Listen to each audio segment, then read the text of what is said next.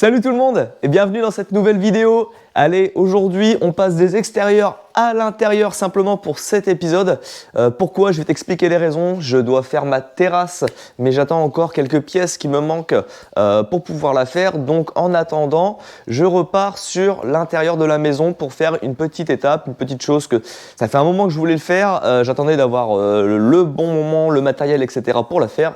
C'est chose faite. Donc là on va travailler avec CDO encore une fois de plus pour la maison avec leur nouveau chauffe-eau électrique plat de leur marque Altec. Donc tu te demandes mais pourquoi rajouter un chauffe-eau alors que j'ai déjà mon installation comme tu as déjà vu dans les épisodes précédents avec le chauffe-eau thermodynamique encore une fois Altec de chez CDO. J'avais aussi mis l'adoucisseur d'eau qui fonctionne très bien et le chauffe-eau thermodynamique fonctionne également très bien. Sauf que nous, la maison étant très grande, là où on a décidé de mettre en place le chauffe-eau thermodynamique, il est quand même assez loin de nos points d'eau de douche.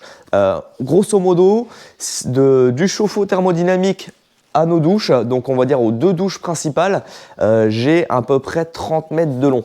30 mètres, 25 à 30 mètres, ce qui est très long. Donc en fait, le problème qui se passe, c'est que avant d'avoir de l'eau chaude, il faut que tu ouvres ton robinet et tu attendes. Le but, c'est de ne pas gaspiller d'eau. Donc si tu fais couler ton robinet et que tu attends au moins 10 litres avant d'avoir de l'eau chaude, économiquement parlant, sur l'eau, c'est pas top.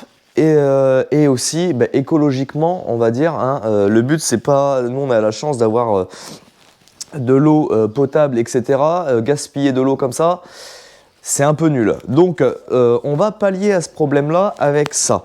Alors tu te poses peut-être la question à savoir pourquoi un chauffe-eau plat et pourquoi pas faire un système circulateur d'eau sanitaire.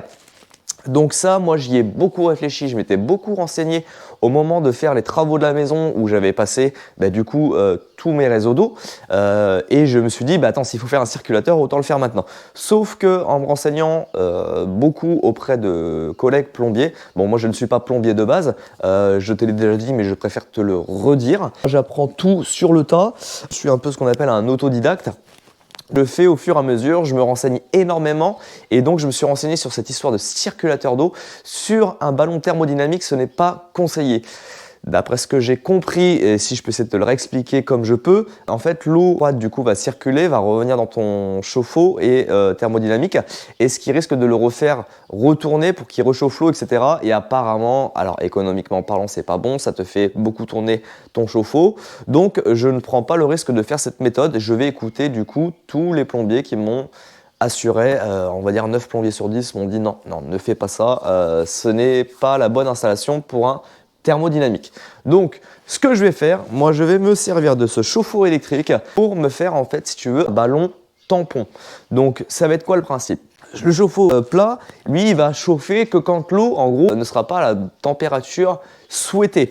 Donc, il va, si tu veux, toute l'eau froide dans mon tuyau, donc on est sur un multicouche de 20, sur 30 mètres de long, ça représente quand même une paire de litres. Cette eau froide va arriver dans le chauffe-eau et sera réchauffée par le chauffe-eau plat. Une fois que l'eau froide arrive, l'eau chaude du thermodynamique va elle aussi arriver. Et il n'aura pas besoin forcément de chauffer l'eau tout le temps en continu. Il va chauffer simplement l'eau une fois qu'elle sera redescendue en température.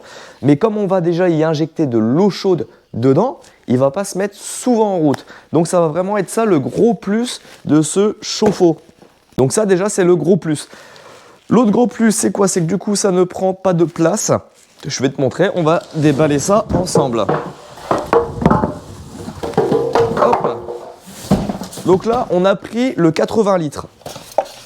Je pense avoir fait quand même une petite erreur sur le sujet. J'aurais peut-être dû prendre un 60 litres. Donc, comme tu peux le voir, la taille du chauffe-eau, ça prend pas de place. Comme je te disais, j'aurais peut-être dû partir sur un 60 litres. Je ne sais pas pourquoi je suis parti sur un 80 litres. On ne sait jamais, peut-être que plus tard, il pourrait y avoir des modifications, etc. J'aurais peut-être pu partir sur un 60 litres, sachant que moi, je n'ai pas forcément besoin de chauffer toute l'eau de la maison pour toute notre famille, sachant qu'on va avoir déjà l'eau chaude du thermodynamique qui va arriver. Donc, les gros plus, on est sur un chauffe-eau plat et intelligent. Donc quoi on dit intelligent? C'est-à-dire que lui il va se baser, en fait pour savoir à quel moment il doit chauffer l'eau, etc. Il va se baser au moment où nous on prend nos douches. Donc il va automatiquement se programmer pour se chauffer. On prend une douche tous les deux vers entre 20h30 et 21h30. Donc lui, il sait que il va comprendre au bout d'un moment, il va se dire « Ah, ils prennent leur douche à 21h, et ben moi je vais me mettre en route à 20h et je vais chauffer l'eau qu'au moment où eux ils en auront besoin. Il va pas chauffer l'eau tous les jours à la même heure, sachant que s'il chauffe l'eau, je te dis une bêtise, hein, à midi tous les jours, alors que nous on prend notre douche à 21h, l'eau va avoir le temps de refroidir, il va devoir se réchauffer, etc. Donc c'est pas le but. Donc on est sur un chauffe-eau intelligent. On a forcément plusieurs options disponibles. On va avoir le mode éco, on va avoir le mode max, mais ça on en reparlera après. On va déjà voir son esthétique. Donc on est sur un chauffe-eau qui est plutôt sympa. Par exemple, si tu le mets en apparent chez toi, c'est quand même important l'esthétique. On va parler dans des appartements ou autres. Si tu es obligé de le laisser en apparent, on est sur quelque chose qui esthétiquement est plutôt joli. On va regarder maintenant les dimensions sur le 80 litres. Donc le 80 litres, il fait 53 de large. En profondeur, c'est vraiment extra plat. On est sur 30 cm de profondeur et sur une hauteur de 105. Donc ça, déjà, c'est un bon point parce qu'on est sur un produit qui ne prend pas beaucoup de place. Maintenant, on va regarder après pour l'installation. On peut le mettre soit à la verticale, soit à l'horizontale. Et ça va être génial. Et pour moi, ça va être top. Ça va être un gros atout. Pourquoi? Parce que moi, là où je vais le poser, le fait que je puisse le mettre en horizontal, eh ben, ça va être juste génial, ça va être un gain de place, etc. Mais là, ce qu'on va faire, c'est qu'on va le monter. Donc, je dis on, mais je suis tout seul. Je vais le monter. C'est pas très très lourd, ça pèse son poids, mais bon, tout seul, ça devrait être jouable. Donc, je vais le monter au deuxième et je vais t'expliquer maintenant ce qu'on va faire comme étape. Allez, c'est parti!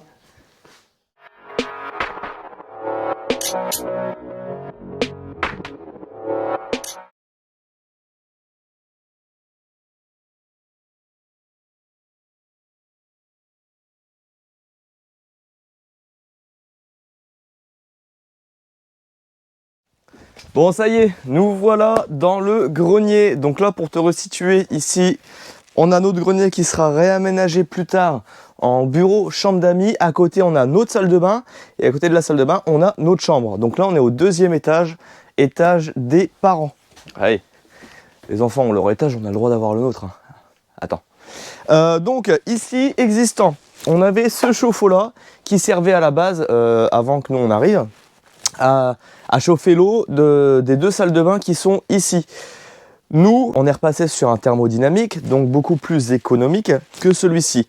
Le truc, c'est que nous, on l'avait quand même conservé en ballon tampon aussi. Sauf que l'eau chaude ne se conserve pas assez longtemps.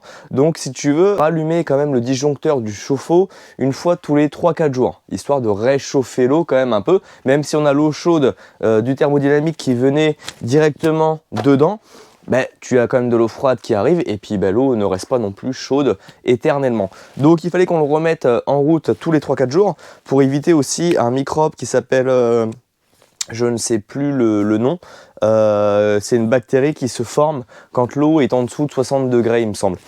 Donc la légiose, ouais, le microbe quoi, la bactérie. Donc il fallait qu'on le remette en route assez souvent. Donc là on va pallier ce problème de surconsommation d'électricité et c'est pareil, on est sur un chauffe-eau qui doit faire 150 litres. On n'a pas besoin de 150 litres avec l'eau chaude qui arrive. Comme je t'ai dit déjà, on est parti sur un 80 litres, ça reste encore un peu gros pour moi je trouve. Mais là on va vraiment retirer ce chauffe-eau. C'est dommage, hein, il n'est pas vieux, il doit avoir 2 ou 3 ans. Pour l'utilité, là, c'était un petit peu abusé d'avoir le chauffe-eau là plus le chauffe-eau là. Donc, on voulait pallier à ce problème. Donc, la première chose à faire, ça va être de vider le chauffe-eau. Donc, moi, j'ai coupé mes arrivées d'eau en bas pour l'eau chaude des deux salles de bain. Et là, ben, je vais le faire se vider. Je pense que je vais le vider par l'évacuation qui est là. Donc, ce qu'on va faire, c'est qu'on va ouvrir le robinet. Normalement, si je ne me trompe pas, ça devrait couler. Il est rempli d'eau. Il va falloir peut-être que je dévisse un petit peu au-dessus pour faire passer de l'air et qu'il puisse se vider. Parce que sans air, il risque pas de se vider. Voilà. En fait, quand là, tu peux ouvrir ici donc ton petit bouton. Donc là, ici, tu vois, tu as ton groupe de sécurité Ici tu as ton eau froide qui arrive. Donc tu as une vanne pour couper ton eau froide et tu as aussi une vanne ici, bah déjà c'est un groupe de sécurité. Quand ton eau chauffe, il y a une pression qui se forme dedans avec toutes les vapeurs, etc. Donc ton groupe de sécurité, il est là pour éviter que ton ballon, en gros, il explose. Pression, l'eau froide se chauffe, dégage une pression, prend de la place dans le ballon. Si tu n'as pas le groupe de sécu qui te retire de l'eau au fur et à mesure, ton ballon, il pète quoi. Donc là, le groupe de sécu, tu as une petite vanne ici pour l'ouvrir et ça permet de vider ton eau. Donc ça, c'est super long.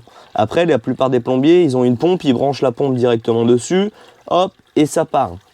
Moi, j'en ai pas, j'allais pas investir dedans juste pour vider un chauffe-eau chez mes clients de temps en temps et puis le mien ici. Donc là, on va le laisser se vider tranquillement, ça m'empêchera pas de mettre l'autre en place. Donc là, tu vois ici, comme tout était un peu en attente, et même là ça va être encore en attente quand même, ça sera du provisoire, j'avais laissé quand même une grosse longueur de multicouche, car je ne savais pas encore comment j'allais faire, où est-ce que j'allais mettre mon ballon, si j'allais remettre réellement un ballon. Je ne savais pas encore exactement où je partais.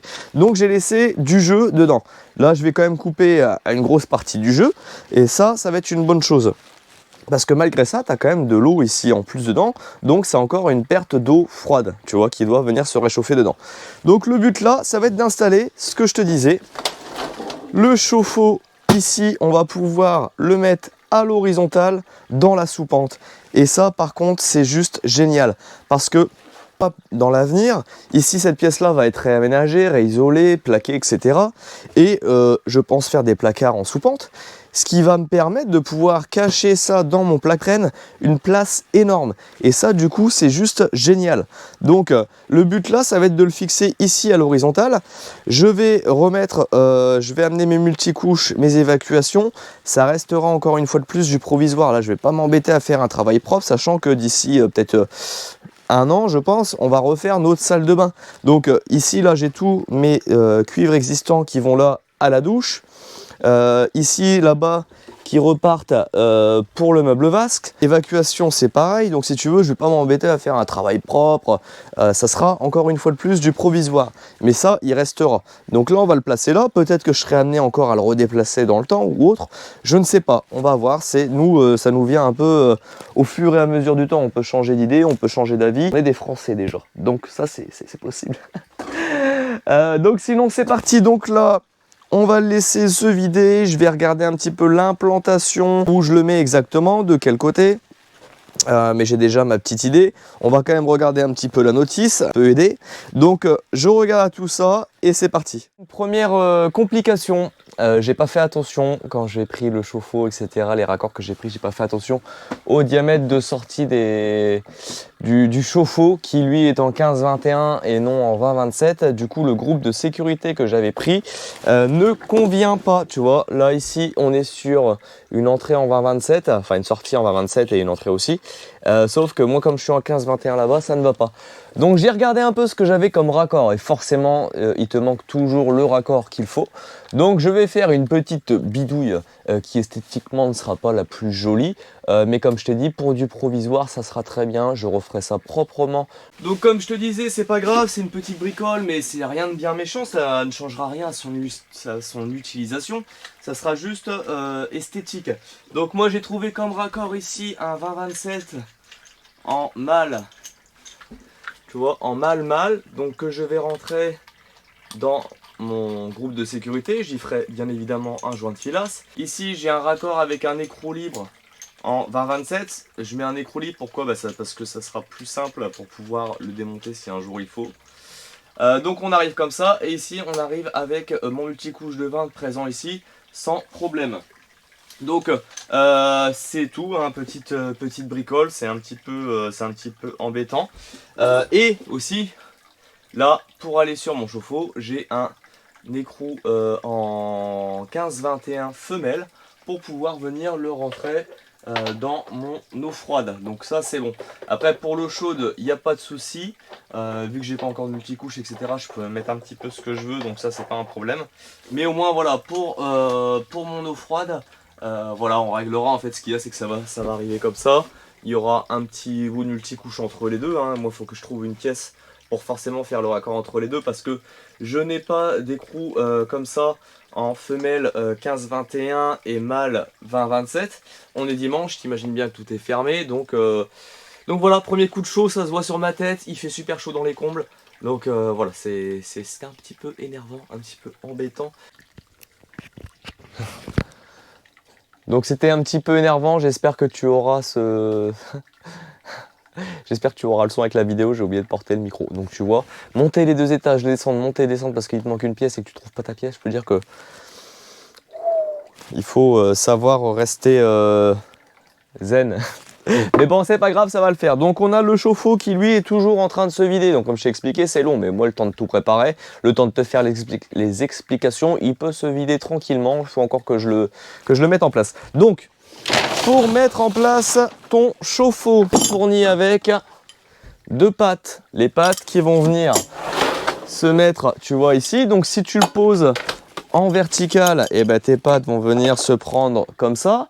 Si tu poses en horizontal, tes pattes vont venir se prendre comme ceci. Une là et une là. Donc tu en as 2. Tu en as pas 4, mais 2. Ce qui est suffisant pour tenir ton chauffe-eau. Ensuite, pour le sens de pose. Donc, quand tu le mets à la verticale, ça, c'est le bas. Tu n'as qu'un sens de pose à la verticale. Il faut que tu retournes pour que tu aies ton groupe de sécurité en bas. Et pour l'horizontale, c'est pareil, tu n'as qu'un sens de pose. Ça sera le côté gauche. Donc en fait, ton eau chaude sera toujours en haut et ton eau froide en bas pour que tu puisses y mettre ton groupe de sécurité. Concernant le groupe de sécurité, quand tu le poses à la verticale, tu prends un groupe de sécurité plutôt classique. Moi, je travaille avec Comap, comme tous mes raccords multicouches. J'adore cette marque, j'ai jamais eu de soucis avec, donc on ne change pas une équipe qui gagne.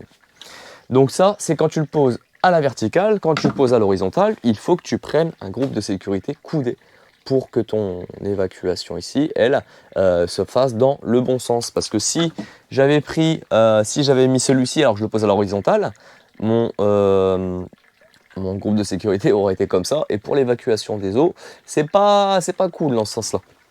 Donc, groupe de sécurité. Là, ce que je vais faire, c'est que je vais implanter du coup mon chauffe-eau. Donc, qu'est-ce que je fais pour ça? On te donne un gabarit que tu poses au mur, que tu mets de niveau. Moi, je trouve que c'est intéressant, mais je ne vais pas le faire. Je vais faire toujours comme je fais. Je vais prendre à l'arrière la cote sur le gabarit, je vais me tracer un trait de niveau, je vais faire mes repères et je vais percer. Pour le vertical et l'horizontal, il te donne des flèches, tu vois. Quand tu es à la verticale, tu as ces anthrax là. Et quand tu es à l'horizontale, tu as les anthrax ici. Voilà. Donc moi, j'ai pris ma cote. J'ai 62. Elle est aussi repérée de toute façon sur la notice. Donc 62. Il faut quand même laisser entre le haut là du ballon. Et il faut que tu laisses un espace minimum de 25 cm pour pouvoir aller faire de la maintenance dessus, changer l'anode en fait qui est là de l'autre côté, pardon. Tu as une anode et tu peux y accéder directement par le dessus. Donc on va se laisser un peu de place. Je vais pouvoir percer. Je vais utiliser, bah écoute, c'est toujours pareil, on change pas, une équipe qui gagne. Là je vais utiliser Fisher. Donc celle-ci elle est vraiment top, on est sur la Duo Power en 10 avec du tire-fond, Fisher également, empreinte torque ou clé de 13. Comme je m'y attendais, j'ai dû m'y reprendre à plusieurs fois parce que soit d'un côté je tombais dans un joint, soit la pierre cassait un peu parce qu'elle était vraiment trop près du haut du mur. On est dans des schémas pas évidents, nous on a pas mal de maisons en pierre par chez nous. Généralement c'est de la pierre qui tient pas trop, qui est pas très bien maintenue, des fois c'est mis au torchis, enfin voilà, c'est pas top. Là ici la pierre est très bonne mais je suis tombé dans des joints. Donc c'est tout, j'ai réussi à trouver l'emplacement, je l'ai redécalé un petit poil et puis ça a fait l'affaire. Tu as tes petites pattes, ici ton trou pour y mettre ton tire-fond. J'en profite en même temps pour te présenter la nouvelle visseuse de chez DeWalt avec leur nouvelle batterie, les Power Stack. C'est des batteries donc, qui sont plus petites, plus puissantes et qui durent plus longtemps une fois chargées. Donc c'est des 1,7 ampères et sincèrement c'est une tuerie. Elles sont vraiment plus puissantes. J'ai fait beaucoup de tests avec. C'est assez impressionnant. Bon, c'est pas le sujet. Et tu vois, ça t'enfonce du tire-fond dans de la pierre sans problème. Donc là je les place un peu, après je prendrai mes deux mains. Et regarde, pour te montrer, Il n'y a pas besoin de forcer. C'est vraiment top. Donc je les mets en place, je mets le ballon, le chauffe-eau. Et je te reprends après pour la partie.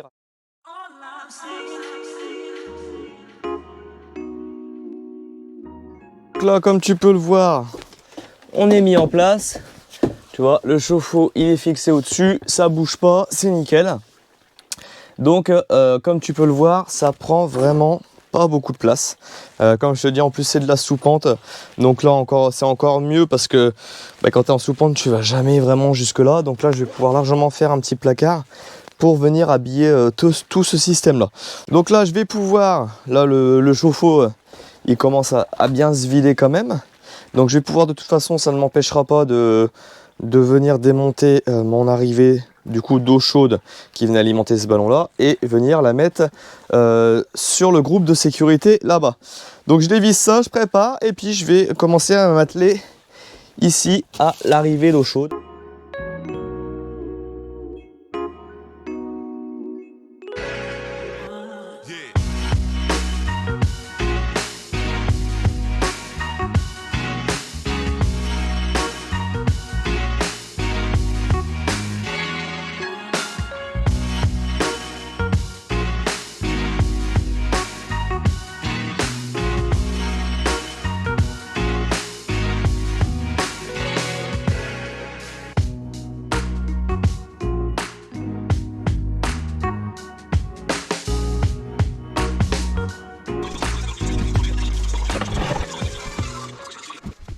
Bon, là je viens de découper mon cuivre. Donc ça, c'est mon cuivre qui va alimenter en eau chaude les réseaux des salles de bain. Donc, comme moi je repars là en multicouche, je vais utiliser ce qu'on appelle un raccord passerelle. Donc un raccord passerelle, c'est quoi? C'est un raccord passerelle cuivre multicouche. Donc d'un côté tu viens sur ton cuivre, de l'autre côté tu viens sur ton multicouche, et c'est un raccord. Surtout ce qui est intéressant, c'est à sertir. Donc dedans tu vois, il y a deux joints toriques qui viennent autour, et quand tu viens le compresser avec ta pince à sertir, eh bien tu n'as aucune fuite. Donc ça c'est super intéressant parce qu'il n'y a pas besoin du coup de le souder. Mais avant, il faut faire une bonne préparation. Donc ce que tu fais, c'est que moi je viens utiliser un ébavureur, tu vois, comme celui-ci de chez Virax. Et tu viens ébavurer le tour pour avoir un petit cône, en fait un petit chanfrein, pour éviter tout simplement de venir abîmer tes deux joints toriques en venant enfoncer ton raccord passerelle. Donc là, ce que je fais ça, tu vois. Je viens maintenant y glisser mon raccord passerelle. Tu vois, ça s'enfonce bien. Le tuyau, tu regardes qu'il soit bien propre autour, qu'il n'y ait pas de rien qui gêne. Sinon, tu le reponces un petit peu, mais là, on est plutôt propre. Et là, je vais pouvoir du coup venir sertir ce raccord-là avec ma pince à sertir. Ici, on a du coup les raccords, les bagues pour sertir en TH. Donc TH, ça correspond généralement à tout ce qui est multicouche. Donc là, on les retire. Et mes matrices, hop, donc là on était sur des matrices TH, tu vois la différence, TH et V. Donc la différence, V pour le cuivre, TH pour le multicouche, et peut-être même le PER je crois sur certains, mais je n'en mettrai pas ma main à couper. Je viens les glisser tout simplement dans ma pince, tu vois, donc la petite pince Virax qui va bien. Et là je peux venir ici sertir mon raccord. Donc tout simplement je mets l'empreinte là où il faut sur mon raccord. Je vérifie qu'il soit bien enfoncé dans le cuivre. J'allume la machine et j'ai plus qu'à appuyer. Et tu vois, le sertissage va se faire tout seul. Donc tu as une lumière verte. Si ça clignote vert, voilà, c'est que ça t'indique que le sertissage est bon. Et là, grâce à ça, tu as un raccord sans soudure, juste avec du sertissage. Donc ça, c'est plutôt sympa. Maintenant que ça c'est fait, je vais pouvoir relier mon multicouche sur ma sortie d'eau chaude. Évidemment, comme je suis un boulet, je n'ai pas tout prévu, j'ai pas de longueur de multicouche assez longue, mais c'est pas grave, je vais faire un raccord dans l'angle avec un coude en 20 et 20. ce qui va me permettre de pouvoir aller jusqu'à mon chauffe-eau. Après voilà, je te le dis, hein, je m'embête pas, c'est pas chez des clients, c'est chez moi. Ça changera pas le fonctionnement du chauffe-eau, juste que ça fera plus de tuyaux, mais comme je vais tout refaire après, moi ça ne me pose aucun souci. Donc là je vais faire ça, je vais aller raccorder ici, jusque là, et ça sera pas mal. Et après on reviendra, il n'y aura plus qu'à préparer l'évacuation, et puis peut-être mettre une fiche sur l'arrivée électrique, et ça sera fini. Allez, je te fais ça.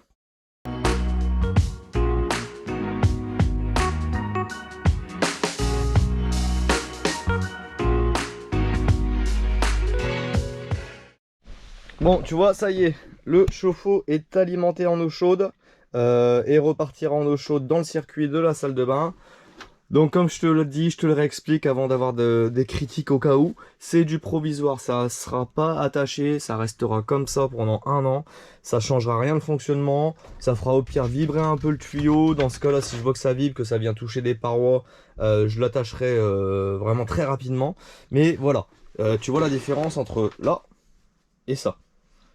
Là pour le coup on va vraiment pouvoir gagner de l'espace, donc ça c'est une bonne chose. Maintenant ce que je vais pouvoir faire, c'est raccorder la vidange. Donc comme je t'ai expliqué, ton chauffe-eau il se met en pression, ça prend de la place, il faut libérer de l'espace, donc il faut que l'eau puisse s'évacuer à un endroit. Donc là on va mettre ce système là, prendre cette petite pièce là, elle vient se visser sur le pas de vis qui est ici, tout simplement. Donc ça, tu viens le mettre comme ça. Ensuite, tu viens emboîter cette pièce là qui vient autour, tout simplement. Hop, et en fait, comment ça se passe? Ici, tu as ton eau qui s'évacue par le groupe de sécurité, qui vient couler dedans, qui repasse. C'est comme un siphon d'évier, hein, de vasque, de lavabo, comme tu veux. Ce qui t'empêche, en fait, l'eau coule, et ce qui t'empêche d'avoir des remontées d'odeur. L'eau, tu as une garde d'eau ici, et les odeurs ne peuvent pas passer grâce à l'eau. Donc là, j'ai ça, et ben le but maintenant, ça va être d'aller me raccorder à ici.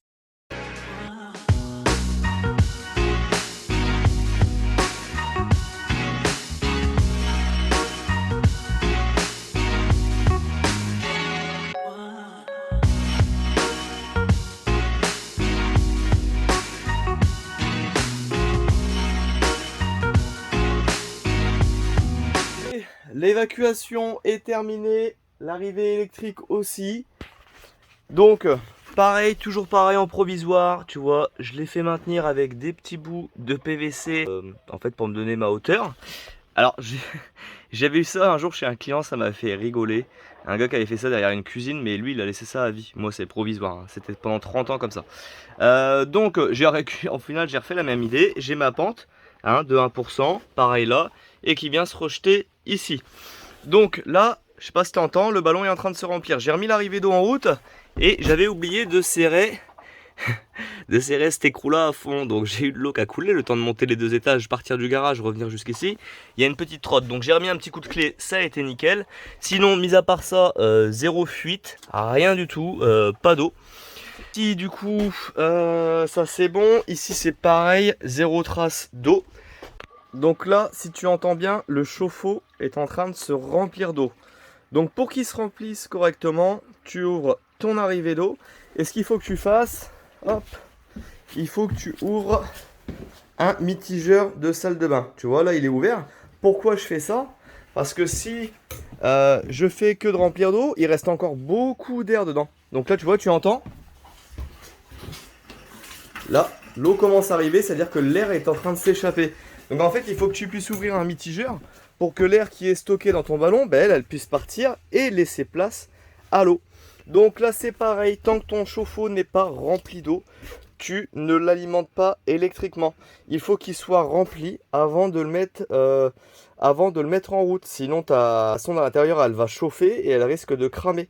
Donc ça, c'est vraiment une étape importante. N'oublie pas de mettre le ballon sous pression en eau avant de le brancher au courant. Donc moi ma prise est préparée mais ce n'est pas encore branché dessus.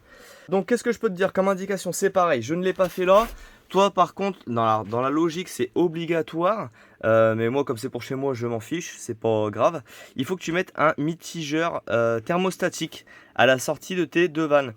Alors à quoi sert ce mitigeur?